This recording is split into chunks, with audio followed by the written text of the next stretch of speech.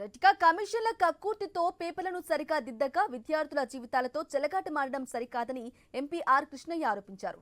12 ఏళ్ల తర్వాత గ్రూప్ 1 పరీక్షలు నిర్వహిస్తే అందులో అవకతవకలు జరగడంతో విద్యార్థుల జీవితాలు అగమ్య గోచరంగా మారాయని ఆవేదన వ్యక్తం చేశారు. ఇతర రాష్ట్రాల్లోని విద్యార్థులు ఎక్కువగా పాస్ అయితే మన రాష్ట్రంలోని విద్యార్థులు తక్కువ పాస్ కావడానికి సరైన ప్రొఫెసర్లతో పేపర్లను దిద్దించకపోవడమే కారణమన్నారు. గ్రూప్ 1 పరీక్షలపై హైకోర్టు ఇచ్చిన తీర్పును ప్రభుత్వం అమలు చేయాలని, అలా కాకుండా నిర్లక్ష్యం వహిస్తే సహించేది లేదని హెచ్చరించారు. 12 సంవత్సరాల నుంచి గ్రూప్ 1 ఉద్యోగాలు భర్తీ చేయలేదు. డిప్యూటీ కలెక్టర్లు, డిఎస్పీ లాంటి ఉన్నత ఉద్యోగాలు ఉన్నాయంట. 12 ఏళ్ళ నుంచి భర్తీ చేయకుండా పెద్ద మొత్తంలో 563, ఉమ్మడి రాష్ట్రంలో కూడా 563 లేవు. అంత పెద్ద రిక్రూట్మెంట్ జరుగుతుంది. మాకు కూడా దీని మీద జాప్యం చేయడం ఇష్టం లేదు. కానీ ప్రభుత్వం రేపు డివిజన్ బెంచ్కి పోయినా ఇదే జడ్జిమెంట్ వస్తుంది. సుప్రీంకోర్టు ఇద్దరితో ఆగదు, సుప్రీంకోర్టుకు పోతారు అభ్యర్థులందరూ.